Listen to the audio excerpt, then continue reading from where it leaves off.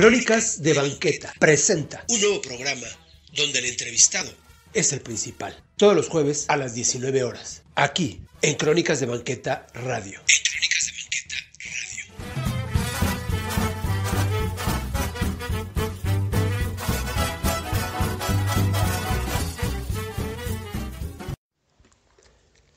¿Qué tal, amigos? Buenas noches, yo soy Arturo Trejo, esto es Crónicas de Banqueta y pues bueno, es el primer jueves del año, el primer programa de este año, del 2021, y pues vamos a esperar que sea mucho mejor que el anterior y que ya ya aprendimos más bien a esta nueva normalidad, a convivir, a estar y hacer nuestro trabajo. Y pues bueno, el primer invitado de esta noche, de este programa, en este año, pues bueno, es escritor, es divulgador de historia, él nos va a platicar precisamente, pero pues vamos a darle la bienvenida y él es el señor Alejandro Rosas. ¿Qué tal? Buenas noches, ¿cómo estás, Alejandro? Muchas gracias por la invitación, es un gusto estar aquí contigo iniciando este año. Sí, así es, vamos a esperar que sea un buen año, pues ya aprendimos a vivir y a convivir con esto de la pandemia, ¿verdad? Sí, bueno, pues efectivamente, fíjate que al final, pues mira, uno transita siempre al año siguiente, al año nuevo, con la esperanza de que las cosas mejoren. Yo creo que se vale siempre. Sí. Pero evidentemente dejamos el 2020 e iniciamos el 2021 como lo dejamos al 2020, es decir, tenemos la pandemia encima todavía, el semáforo rojo, viene todo el asunto de las vacunas, yo creo que se va a tardar, yo creo que bajita la mano si nos echamos otro año, por eso creo que vale la pena que nos inventemos cualquier cantidad de cosas para no enloquecer. Ajá. Y sobre todo pues tener paciencia. Exacto, reinventarnos de alguna manera, no preocuparnos sino ocuparnos y poder hacer todo lo que, pues no sé, lo que podamos hacer, lo que a lo mejor siempre quisimos y no lo pudimos expresar, ahora yo creo que es cuando. Efectivamente, yo creo que ahorita igual el desánimo es más grande porque pues, al principio nos decían que iba a durar poco, ya se fue prolongando, ya ves que los brotes nuevos sí. En Europa están muy violentos, no en cuanto a mortandad, sino más bien en cuanto a contagio, pero pues, eso tiene que llegar aquí también en algún momento, pues como sucedió. Entonces, por eso yo digo, vamos a agarrarnos, vamos a hacer cosas en casa, si hay que salir, que sea lo mínimo, y pues seguir haciendo lo que habíamos hecho el año pasado. Y ahora sí creo que depende de cada quien. Exacto. Yo creo que aquí sí cada quien tiene que sabe a lo que le tira, ¿no? Como se dice coloquialmente. Claro, totalmente de acuerdo. Vamos a empezar, Alejandro, mira, desde el principio, vamos a hacer un retroceso, sin que yo no soy psicólogo ni mucho menos, pero vamos a ver tu infancia. ¿Esta dónde fue? Siempre, creo que eres sureño y siempre has sido sureño. No, fíjate, yo nací en 1969, muy pequeño, digamos como hasta los 5 años, viví con mis papás y mis hermanos, vivíamos ahí por Azcapotzalco, por las electricistas. Yo tendría 6 años cuando nos cambiamos a Ciudad Satélite. Ya. Y hasta que salí de ahí para casarme, más o menos a los 26, casi 27 años. Entonces soy totalmente sateluco, o sea, crecí en ese lugar, me encanta, ya todavía viven mis papás y mis hermanos. Pero por cuestiones de mi carrera, que yo estudié en ciencias políticas, y por cuestiones del trabajo, porque yo trabajé cerca de 13 años con Enrique Krause en sus distintas empresas de divulgación, pues estaban en el sur, y pues la que fue mi esposa también vivía por acá. Entonces de pronto ya estaba viviendo acá, y pues yo soy un enamorado ahora totalmente del sur. O sea, yo vivo muy cerca del centro de Tlalpan, desde el 94 aproximadamente, desde el 96 ya no me iría de aquí. O sea, me encanta esta zona, y sí, me considero primero sateluco y ahora supertlalpense. Que es diferente, ¿verdad? Porque mira, cuando vives en el norte, el sur se te hace lejos y diferente. Y los habitantes del sur nunca piensan ir al norte, a Satélite precisamente, a poder vivir o a convivir. Como que cada lugar es un mundo distinto, ¿verdad? No, absolutamente. O sea, realmente que se llamada ciudad satélite no era un exceso. Exacto. Realmente tenías todo ahí.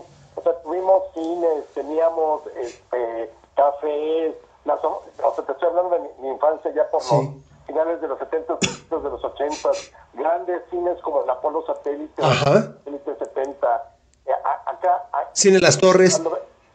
Las Torres también, por ejemplo, el boliche de Las Torres. Sí. Ahí había uno, por ejemplo. Sí. Luego también me acuerdo, teníamos muchas salas de cine. Estaban los grandes que te digo, el Apolo, el Plaza Satélite, y luego los 2001 y 2002 que estaban también abajo en Plaza Satélite, y los multicinemas. Sí, sí. Eran cuatro que estaban ahí abajo, donde estaba el símbolo de Plaza Satélite que ya ahora retiraron. Exacto. Pero sí tenías todo, salvo lo que no tenías era teatro. Ahí sí tenías, si querías ir al teatro tenías que salir.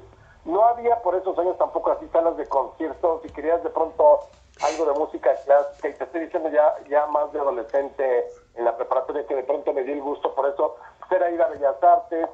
Y tampoco, ¿sabes qué? Era muy escaso las librerías. Sí, exacto.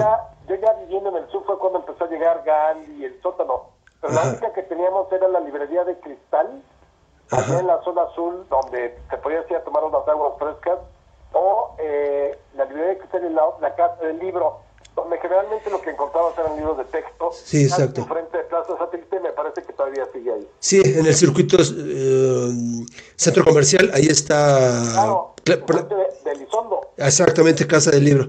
Y a ver, y un poquito antes, ¿fuiste al Autocinema? ¿Tú eres de allá? No, pero sí conozco mucho tiempo. Yo nací en el casco de Santo Tomás. Ok. Pero sí hice también gran parte ahí en Satélite. Y bueno, el Autocinema, yo me acuerdo el Autocinema. allá hacia Atizapán. Ajá. Luego, por ahí también estuvo el famoso, de los primeros bazares de los sábados. Uy, sí. Santa Mónica. Sí. Perinorte. Perinorte. Exactamente. Pero era, sí, donde lo que ahora es Santa Mónica. Sí. Donde está el Sams. Ándale. No, por ahí, adelantito. Claro. Sí, exacto. Sí. Y divertido. A ver, ¿también ibas a divertido? Fíjate que ya no, me tocó Escatorama. Escatorama, de ahí lo más verdes. Yo ya fue un poco después. Escatorama, sí, con ese mega, ¿cómo se llama? Que te daban un costal y te echabas. ¿Sky Coaster? Ahí sobre lo que es lo más verde. Sí, exacto. Sí, la verdad que sí. Y estos, por ejemplo, en el sur no había. Estaba por ejemplo, un bazar, el del Hotel de México, que no era todavía World Trade Center, sino Hotel de México. Claro. ¿No? Sí, esto de los bazares también es pues bonito, porque estaba el bazar, el de Santa Mónica, el de Coyoacán, ¿cómo se llama Ahí había otro también. Fíjate, o sea, la cosa es que como en ese entonces, estamos hablando entre el 78 a los 80, ¿no? y el 88, Ajá. o sea, era una economía cerrada. Sí, Eran todavía los últimos estertores de lo que había sido el desarrollo estabilizador, la sustitución de importaciones antes, toda esa economía cerrada, totalmente burocrática, de tener muchas empresas del gobierno, muy quebrado, y no había posibilidad el libre mercado estaba lejísimo. Entonces, en esos bazares encontraba exactamente lo que era la fayuca. Exactamente. Desde los Nike o estas chamarras que a principios de los 80 se pusieron, que eran los chalecos como el de Marty McFly. Ándale, ajá. Volver al futuro. Sí. Las estampas de películas así como de Star Wars. Era lo que podías conseguir en esos bazares. En esos bazares. Sí, exacto. Y aparte y como dices tú, era la fayuca, lo que nombrábamos la fayuca, ¿no? La venta de estos artículos, pues es prácticamente nada más de Estados Unidos hacia México. Sí, claro, efectivamente. Exacto, sí, es verdad, nos tocó el mismo. Mira, yo nací en el 68, o sea, un año antes. Pues ahí, exactamente, sí, mi hermano es del 68. Fíjate, soy de ese modelo, pero no llegué a ser olímpico porque, bueno, sí, fue un mes después, yo nací en noviembre, pero no, igual del fatídico 68, ¿no? Claro. De los estudiantes, pero pues yo estaba muy chico. Sí. Oye, háblame un poco de tu infancia, entonces. ¿Tú a qué jugabas cuando eras niño? Pues todavía me tocó, mira, desde hacer la casa en el árbol con maderos viejos y colchos que sacábamos de casa de mi mamá. Ajá. Las famosas carreteritas que pintaba su carreterita con un gis en la banqueta, Sí. y a 3 toques. Sí. Sí, bueno, a mí, y eso es de las cosas que se añoran. A mí, bueno, y me imagino que a ti también, a nuestra generación de niños nos tocó, poderte salir solo a andar en bicicleta teniendo 7 años, 6 años. Sí, exacto. O salirte al parque solo con tus amiguitos vecinos, sin que nadie te cuidara. O sea, realmente sí, era un México todavía, yo creo que fue nuestra generación la última que le tocó un México muy seguro, porque realmente, digo, sí oían ahí a lo lejos alguna cosa trágica que había sucedido, pero en general nadie hablaba ni del secuestro, ni ¿No? de la aparición de niños, Sí, ni de sí, nada. sí. Yo Sí. me acuerdo muy bien, o sea, yo tendría, pues, ¿qué te gusta? 10, 12 años, y me podía ir sin que mi mamá fuera, ni mi papá, solo con mis amigos en el verano, en andar en bicicleta por toda Ciudad Satélite, que era también lo que hacíamos. Las típicas cascaritas de la cuadra también era lo que hacíamos. O sea, todavía nos tocó un México que nos permitió salir a las calles y apenas empezaban las consolas. O sea, nosotros llegamos a una consola que era la típica, que era como el ping-pong de rayitas, Sí. que también lo podías Sí. usar luego en las farmacias. Sí, exacto, sí, exacto. Y después ya llega el Pac-Man con el Pero eso lo puedes Atari. encontrar en las maquinitas famosas. Exacto. Que acá en la Ciudad de México se llamaban chispas. En las chispas, Pero sí. en Plaza Satélite, el principal se llamaba Pennyland. Ajá. Y ahí podías jugar Pac-Man y otro tipo de cosas, ¿sí? Sí, exacto, sí, exacto. Sí, somos del meme aquel que dice que si por algo no llegaron las tortillas calientes es porque estábamos en las chispas. Exactamente. Sí, sí, sí. Y las mamás eran de, bueno, ¿quién va a ir? Ah, pues va a ir mi amigo, mi vecino. Bueno, entre todos ellos cuídense y que les vaya bien. Y regresan con cuidado y se regresan temprano. Así tal cual. ¿Sí? Yo, fíjate, yo tengo 2 hijos ya ahorita ya adolescentes, pero ni muerto, ni loco hubiera yo dejado Sí, no. ir a mi hijo a los 7 años, a los 6 años solo al parque en bicicleta. Sí, exacto. Tampoco. Sí, no. Cambió tristemente este país muchísimo en cuanto a la seguridad desde esos años de los 80 a lo que estamos viviendo hoy. Sí, la verdad que sí cambió para mal, porque fueron cada vez salir menos, cada vez cuidarte más. Ya ahora incluso hasta ni en las privadas, como que los dejas solitos poder jugar. Exacto. Sí, no. Sí se descompuso muy fuerte. Y yo creo que tiene que ver con el sistema político y la manera en cómo se configuró todo el sistema político y que sigue ahora, ¿no? O sea, el gobierno actual es parte también de ese sistema político, porque toda la generación de políticos que tenemos actual, de todos los partidos, y se educó ahí en esa manera de hacer política del viejo sistema del siglo XX. Entonces, Sí. por eso no vemos ni una reinvención, ni un proyecto distinto, ni nada. Solo es discurso, retórica, y ya sea o haya sido Peña Nieto, o haya sido el PAN, realmente no han encontrado la cuadratura del círculo otra vez para este país. Sí, trátese del color que sea y del personaje que sea. Otra, mira, yo pues estando ahí investigando, sucede algo que a ti te llama la atención muchísimo y que es tu abuelo. Él te regala unos libros, tú tenías 13 años, tú me vas diciendo si voy bien, y tú los ves y te llama la atención un poco la lectura, la literatura, pero tú no sabías algo. Tú no sabías que el papá de tu abuelo había participado en la Revolución Mexicana. Y a ti entonces te interesa ese tema. Voy bien, ¿verdad? Absolutamente. Y entonces, pues bueno, ya tomas como esa iniciativa, te interesa la revolución, te interesan los libros, y tú quieres, pues, enterarte de más. Fíjate que fue una cosa muy padre, porque a mí siempre me gustó la historia desde muy niño. Ajá. Y además mi mamá es una excelente, o era entonces, todavía vive afortunadamente, una gran contadora de historias. Mi mamá, yo me acuerdo que de niño, a todos mis hermanos, porque nosotros somos 3 seguidos. Mi hermana, que tiene ahorita 53, mi hermano 52, que es el de tu generación, Ajá. y luego yo 51. Y luego 4 años después viene mi hermano menor. Ya. Entonces, más o menos todos crecimos en bola, y mi mamá era muy dada a contarnos historias. Entonces, desde muy niños nos contaba, por ejemplo, cuando Napoleón había perdido en Rusia por el frío, y luego nos contaba, por ejemplo, de Jack el Destripador, y otro día nos contaba de Perseo y la mitología griega. Digo, hasta hacía sus versiones para niños contándonos, por ejemplo, El Exorcista cuando la fue a ver, y luego nos las contaba.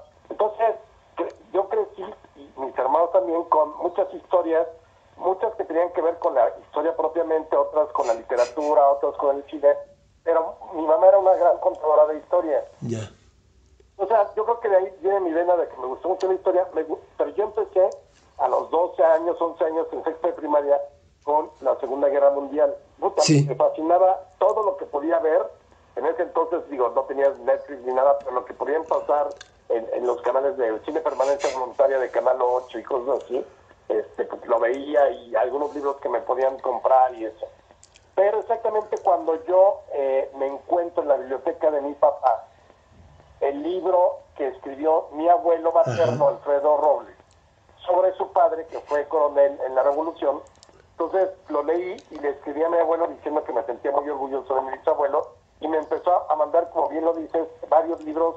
Empezó a mandarme libros de la Revolución. Entonces dejé totalmente la Segunda Guerra Mundial y me metí a Historia de México, primero la Revolución, y de ahí ya el gusto siguió al tiempo que yo estaba en la secundaria, en la preparatoria, en la universidad, pero siempre ya muy cercano a leer historia de México. Ya. Ahora, no quise estudiar historia porque yo siempre pensé que podía ser autodidacta, es decir, que podía estudiar cualquier otra cosa.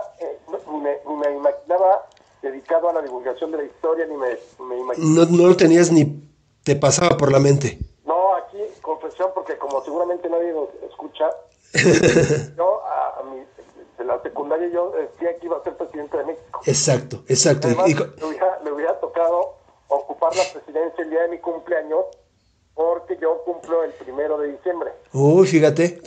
Vamos a dejarlo ahí. Mejor si se asemeja un poquito, cambiaría la fecha del desfile o del grito como lo hizo Porfirio. Vamos a ver si fue mito o historia. Regresamos en un ratito, porque creo que está interesante. No nos tardamos, un corte musical y regresamos.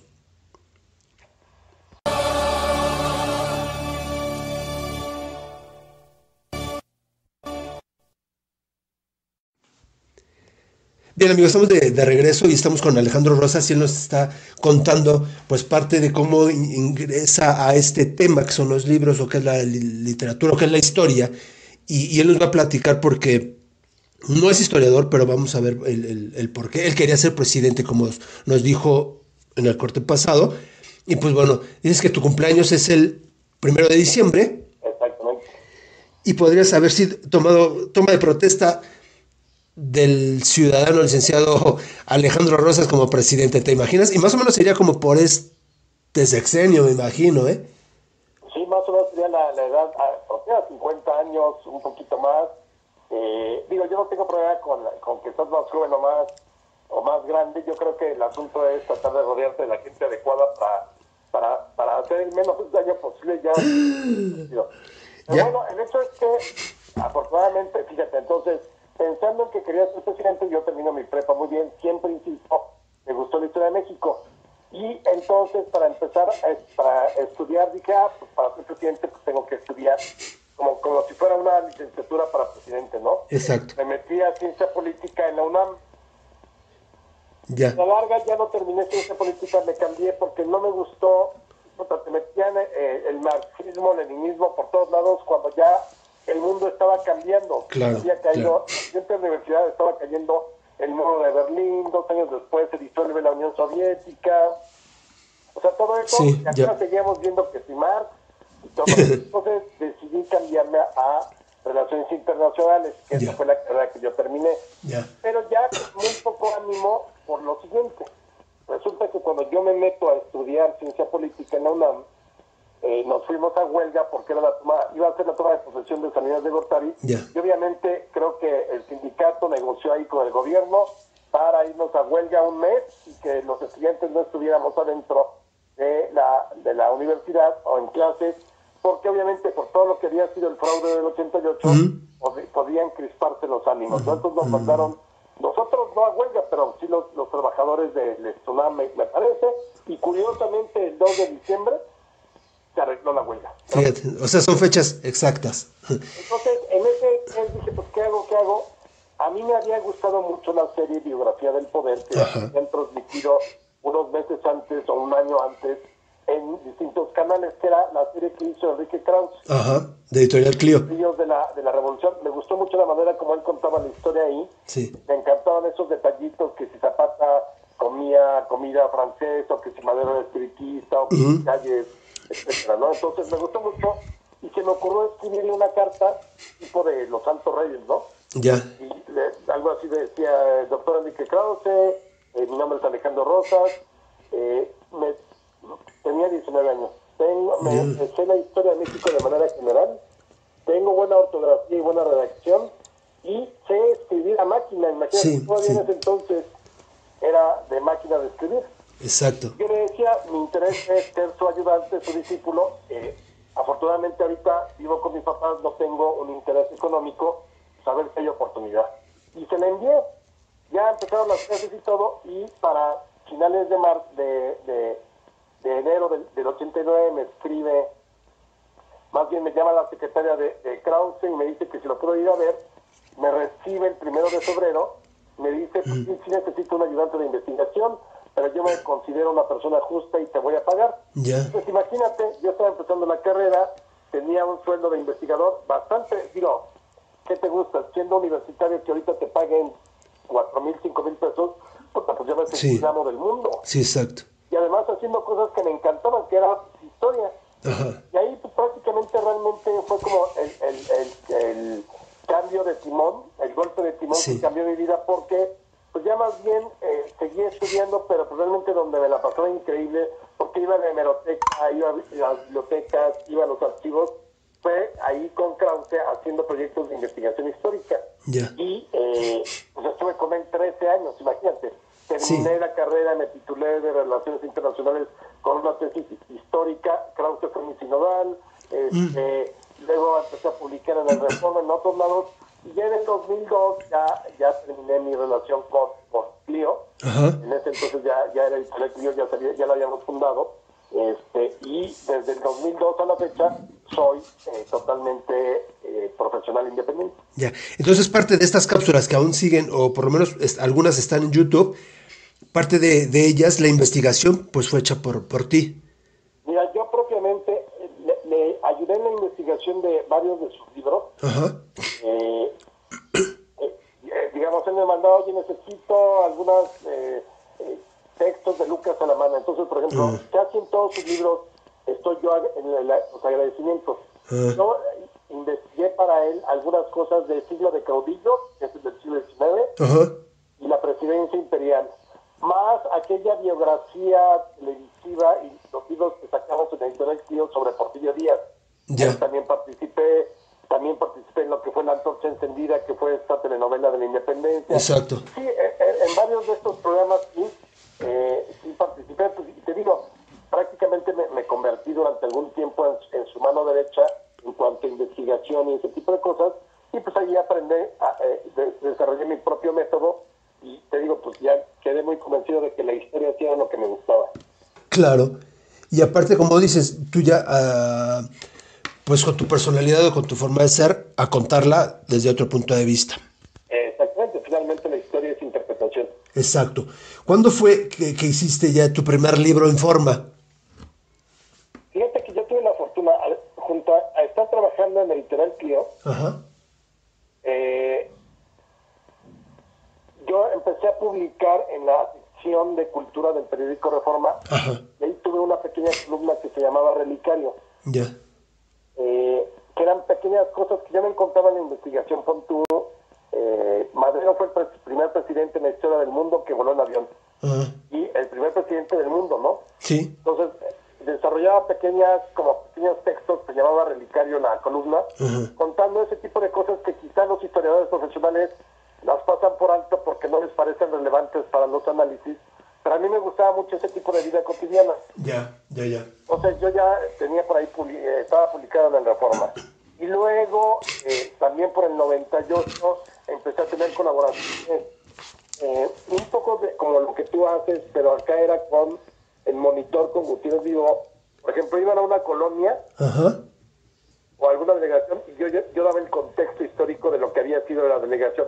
Se llamó San Agustín de las Cuevas, ahí estaba uno de los palacios de la Inquisición, y entonces estaba la fábrica de no sé qué. Ese era de las primeras cosas con mis pininos en la radio.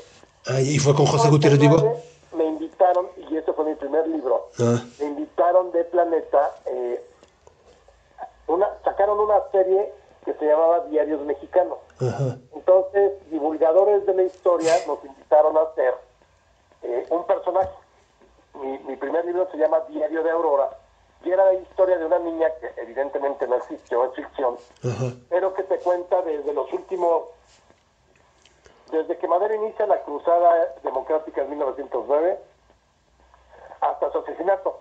Ya. Y así hay varios. Hay el diario de no sé quién sobre la época de la intervención francesa, o el de la consumación de la independencia. Yo hice el de Madero. Ahí empecé con mi primer libro. Y luego, poco después, hice la recopilación de estas columnas, te digo relicario, Ajá. en un libro que se llama Relicario Mexicano. Ya todas esas historias ahora las encuentras en el libro 365 días para conocer la historia de México, que ya es muy posterior. O sea, salió en el 2009, 8, 10 Ajá. aproximadamente, y ahí están esas historias contenidas. Ya. Que son 2 tomos. Exactamente.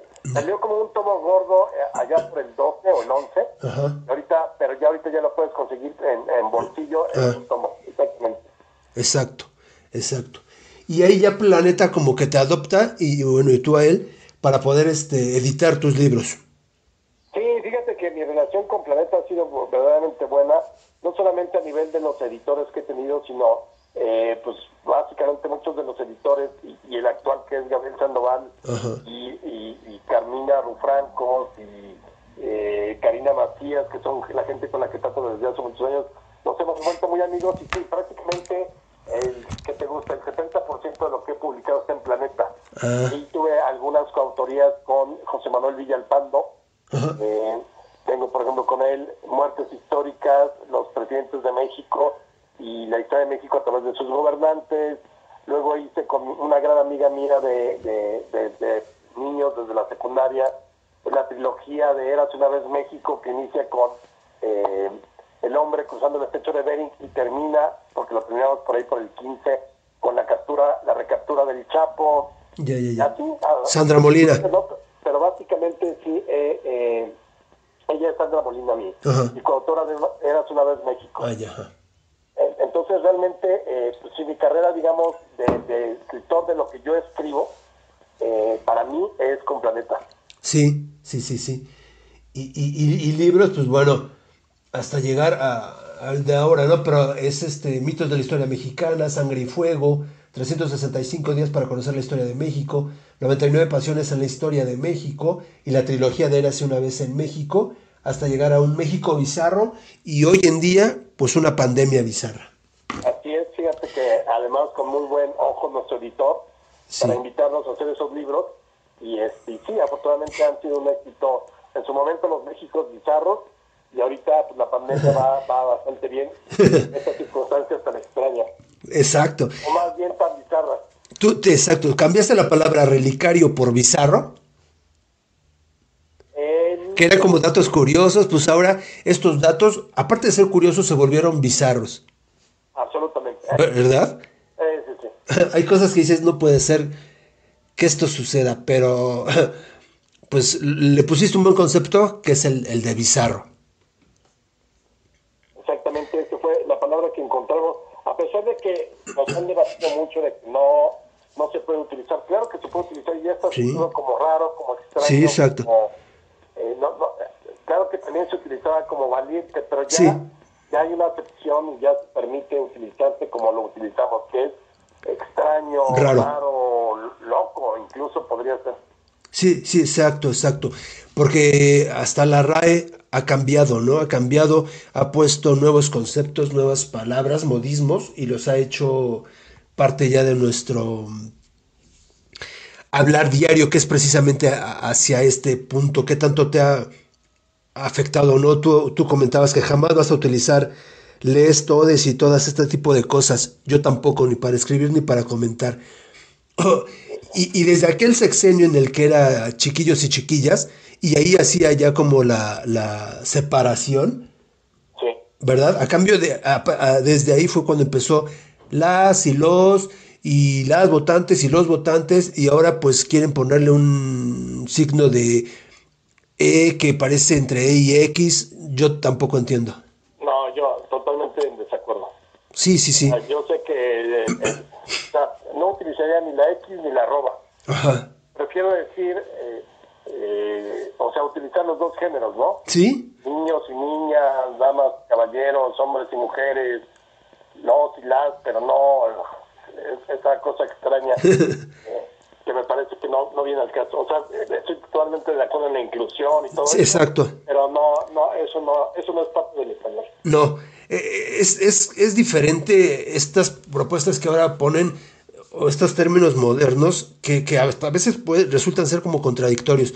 Estás defendiendo un género, las y los, y después, y la parte pues incluyente también yo la defiendo, pero después metes a todos por igual y todos somos iguales. Entonces, primero hay como esa separación de luchemos por ellos y luego luchemos por ellas y luego ya así como que pues ya por todos, ¿no?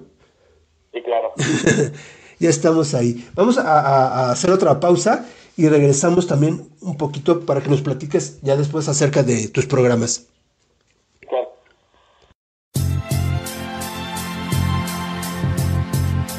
Él como... Entonces ya te sientes, bueno, eres divulgador de la historia y escritor. Sí, así es como me gusta presentarme. Ya no tanto como historiador, porque a veces, bueno, también esta parte dices, bueno, no estudié historia, pero pues aparte, si lo estudiaste no tendrás el título, pero como historiador, pues sí has investigado bastante.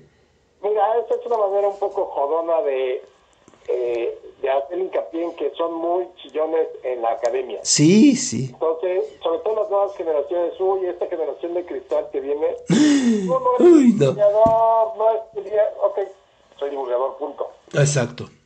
Pero lo que pasa es que antes, en el siglo XIX y para atrás, no había profesionalización de la historia. No. Claro que hoy hay reconocimientos académicos y grados, que me parece muy bien, pero te digo que están más, muchos jóvenes historiadores están más preocupados por lo que uno hace o deja de hacer que por sus carreras, y prefieren meterse 17 años a estudiar la cosecha del maíz entre 1827 y 1828 que abrirse a la divulgación. Son tan cerrados a veces que por eso no han dado ese salto tan necesario para que nuestra sociedad conozca más la historia. Exacto. Exacto. Y aparte que ahora, por ejemplo, la forma de contarla, y no tan solo de contarla, sino de decir algunas cosas, sí resulta como bizarro en que te digan ahora que si fue, y te puedo decir, invasión, colonización, vinieron y nos atacaron, o todo este tipo de conceptos que ahora es el que llegaron los españoles y qué fue lo que pasó entonces. Nos colonizaron, nos invadieron o hicimos una mezcla que por eso ahora es el México que tenemos. Es que, ¿sabes qué? Aquí hay un problema muy serio. No es serio, sino más bien es como una pérdida de tiempo. Sí. Una cosa es el uso político que se le da a la historia, y eso es lo que estamos viendo con este régimen. Y digo con este porque si algo ha hecho este gobierno, sí es haber rescatado la historia.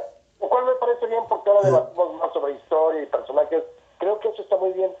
Ahora, que viene con su propia historia y su propia interpretación política de la historia, también es cierto. Entonces,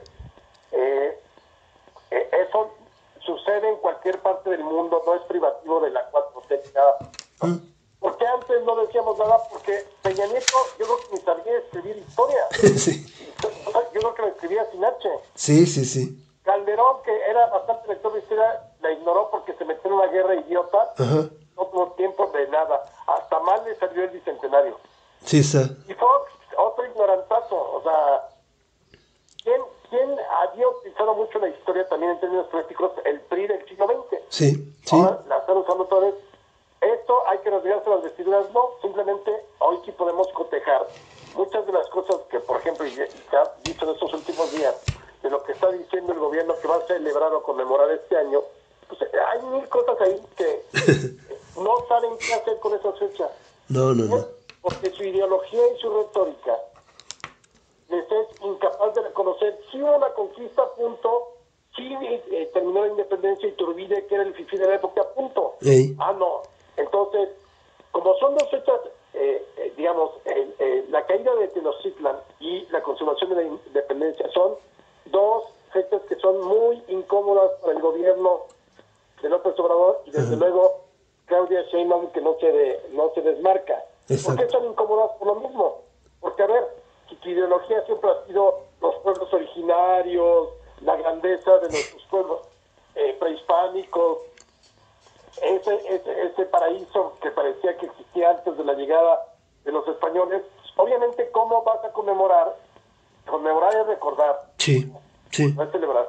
¿Cómo vas a conmemorar una fecha como la caída de Tenochtitlan y que al mismo tiempo significa la refundación de la Ciudad de México, ¿no? Sí. Entonces no saben qué hacer con eso y no saben, ya verás, qué van a hacer con Iturbide, porque Iturbide es el consumador de la independencia, le guste a quien le guste. Sí. Entonces, en vez de entrarle directo y decir, sí, así fue la historia, no, el movimiento de independencia que inició Hidalgo y Morelos no tiene nada que ver con el movimiento que terminó Iturbide, ni modo. Y puedes llorar, y patalear, y hacer berrinche, y no va a cambiar la historia. Asúmela como es y vamos adelante, pero no. Entonces, inventan, porque aquí es un invento, lo de la Fundación Lunar de Tenochtitlan en el 1321. Y ya salieron arqueólogos, no Alejandro Rosas, salieron arqueólogos prominentes como Matos Moctezuma, como Leonardo López Luján, decir que esa fecha no existe. Claro. No hay un solo historiador arqueólogo que diga que sí, en 1321 se fundó México Tenochtitlan, y menos una fundación lunar. Entonces, ahí, ojo, lo que da el gobierno no es la historia, o no es el estudio de la historia, es la manipulación política de la historia. Eso es lo que estamos viendo ahorita. Exacto. Y que por eso se da pie, por ejemplo, a dividir, a polarizar, a que la gente, no sé si sea ¿cómo se llama? Fanática, extrema, que defiende estos puntos de vista, aunque no sean investigados por ellos, o que, o sea, los defienden porque se trata de ellos. Exacto, o sea, yo creo que ahí, seguimos, imagínate, si seguimos peleando por si Cortés hizo, o por si Iturbide hizo, o por si fulanito hizo, en pleno 2021 ya debemos dejar la fiesta en paz. Qué bueno que haya historiadores y analicemos e interpretemos desde el punto de vista de la historia. Y vamos a seguir adelante, en vez de seguir pensando que si... Fíjate, o sea, toda esta discusión idiota, porque es una discusión idiota y bizantina, que si nos deben de pedir perdón, cuando los aztecas, que salieron como aztecas de Aztlán, y cuando fundan México, ya tienen el gentilicio de mexicas, llegaron a someter a los pueblos originarios del Valle de México. Entonces, si vamos a empezar a buscar perdones y disculpas, los descendientes, si es que todavía hay, los mexicas tendrían que pedirle perdón no solamente a los pueblos a los que arrastraron en el Valle de México, sino también a los que sometieron brutalmente, como cualquier imperio, porque así son los imperios y así es la naturaleza humana. Y para empezar tendrían que pedirle perdón a los tlaxcaltecas. Los tlaxcaltecas. Y esta colonización española fue una invasión, pero de tlaxcaltecas, porque eran a lo mucho 1,200, 1,500 soldados españoles acompañados de 100,000 tlaxcaltecas. Entonces, te digo, este enamoramiento casi religioso de mucha gente por la 4T les impide tomarse un momento para ver que hay muchas estupideces en los discursos de cualquiera de los partidos. Ahora, en este caso, en lo que nos atañe en esta conversación, querido Arturo, es la historia, pues yo soy de la idea de que es una idiotez todo esto que está haciendo el gobierno con respecto a esta interpretación chabacana de la historia. Sí, la verdad, pero bueno, pues esto da de a qué hablar, y un poco también, pues, conspirar un poco también, los demás se defienden, y por ahí tienes a un amigo que es Francisco Martín Moreno, que también ataca, pero también es un buen historiador, y también lo es Benito, y también Isabel, y tú participas con ellos en Los Conspiradores. ¿Cuánto tiempo tiene ya este programa? Híjole, fíjate, estamos cumpliendo, creo que es nuestro 8º año. Ay, ajá. Y ininterrumpido, nunca lo hemos dejado de hacer, que también habla muy bien de que a la gente le gusta, Sí. independientemente de que cada quien tiene su posición. Exacto, su ideología y su forma de pensar. Ojo, no hay verdades históricas. No. Y lo que dice cualquier historiador, el que sea, hay que cuestionarlo también. Sí. Que son interpretaciones. La historia es interpretación. Sí, sí, Pero sí. la historia no es invención. Lo que no se vale es inventar. Claro. Yo puedo tener un concepto del gobierno de Madero o de lo que hizo Juárez, pero no me puedo permitir yo inventarle algo a Juárez o a Madero o a Cortés o a Hidalgo. Eso no se vale. Claro. Para eso está la novela. Claro.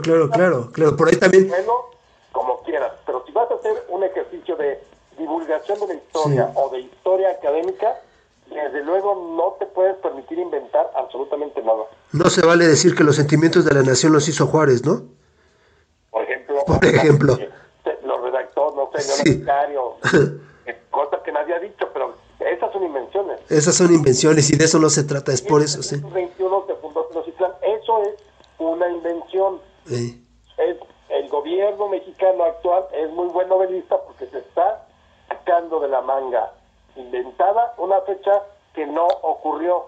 Sí. Incluso hasta la de 1325, que es la digamos que la mayor parte de los arqueólogos coinciden Exacto. que pudo haber sido, ellos mismos la ponen en duda porque es una fundación mítica, ¿no? Ajá. Y, nadie puede saber a ciencias ciertas si realmente se encontraron un águila sobre un nopal, que además en un principio ni siquiera tenía la serpiente. Exacto. La serpiente se la añadieron ya a finales del siglo XVI los frailes en el proceso de evangelización, porque era la manera de hablar del pecado y del triunfo del bien sobre el mal. Que significaba la serpiente.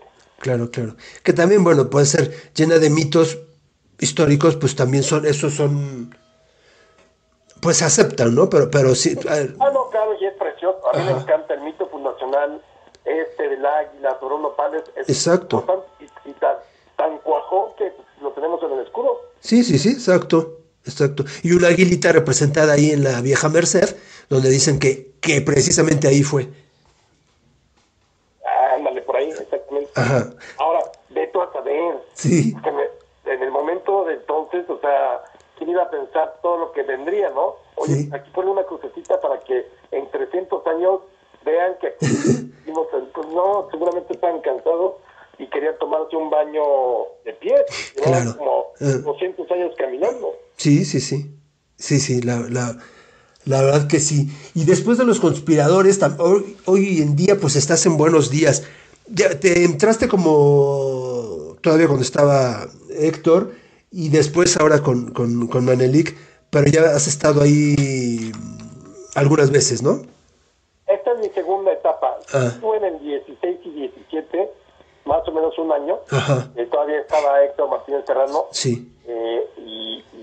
Y bueno, pues es un programa que me gusta mucho porque no es un noticiero y es como una mesa de charla, entonces se pone muy padre. Sí. Y ahora regresé después del fallecimiento triste de Héctor, sí. Me volvió a invitar Manelik para que me sumara de nuevo y pues creo que está tomando nuevos aires, podemos reírnos mucho más, creo que el equipo está padre, o sea, conservaron todos el espíritu que tenía con Héctor. Uh-huh.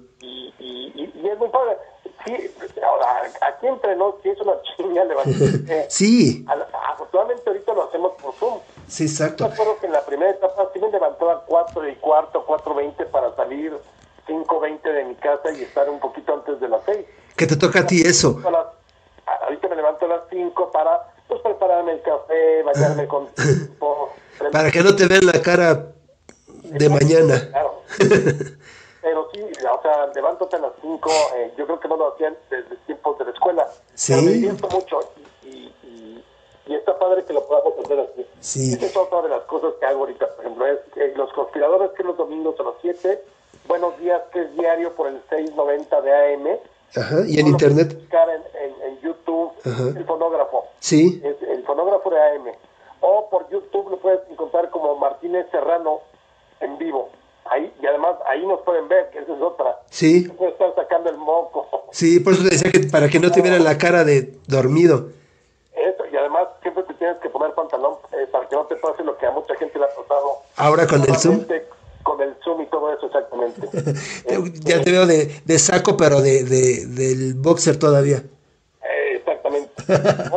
Y también ahorita ya vamos a volver a hacer cápsulas para TV UNAM, Ah, que se llama El lado B de la historia, que las hice empezamos hace como 2 años o 3. Esas las encuentran en YouTube, El lado B de la historia.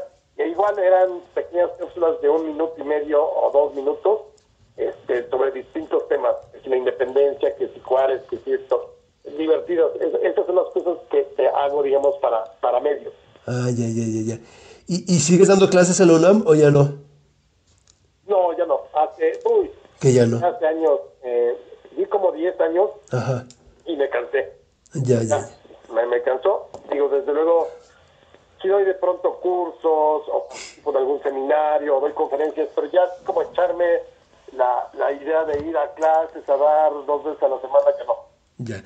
Mira, ojalá que la gente tenga oportunidad de verte porque el programa de Buenos Días es como las redes sociales. Las llamadas a veces son para criticar, a veces sales librado y a veces no y te atacan, ¿no? Y así siento que son las redes sociales. ¿Qué haces tú en esos momentos cuando la gente te dice que eres vendido, que siempre estás atacando al régimen de hoy o a la 4T? O sea, ¿qué se debe hacer en esos momentos? Fíjate que, mira, yo desde que estoy en redes sociales también hago, ¿cómo se llama? Cuerpo de presión. O sea, yo soy de los que me gusta mucho, por ejemplo, tuitear, y cuando tuiteo ya no regreso a ver quién me contestó. Ajá. Porque, no sé qué, la mitad me puede estar insultando, diciéndome de cosas. Entonces, ni para qué ensuciarme la cabeza Sí. y estar respondiendo a cada uno. Yo creo que cada quien tiene sus ideas. Yo lo que sí invito es, porque sabes que la memoria es muy corta. Entonces mucha gente, y tú lo has visto ahí en el programa, dice, es que no eran así con Cuando estaba Héctor. Peña Nieto, con demás. Vean mis libros. Sí. Al menos yo puedo hablar de mí. Vean mis libros, vean cuando he podido publicar en periódico. Ahí están mis artículos criticando a Peña Nieto. El Era una vez Sí. México es una visión súper crítica de todo, contra todos. PRI, desde luego, yo siempre he dicho que jamás en mi vida votaría por el PRI primero muerto. Por todo lo que nos debe todavía y todas las cuentas pendientes que tiene el PRI con lo que es México, el México de hoy. Ajá. Pero, y además, digamos que la política no debe de ser religión.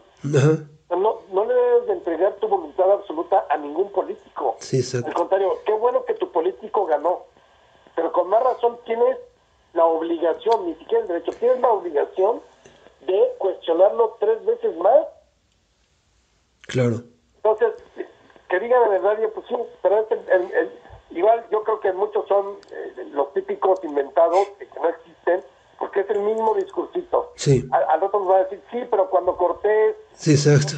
no dijiste nada. Pues no, güey, o sea, no había nacido, Sí. ¿no?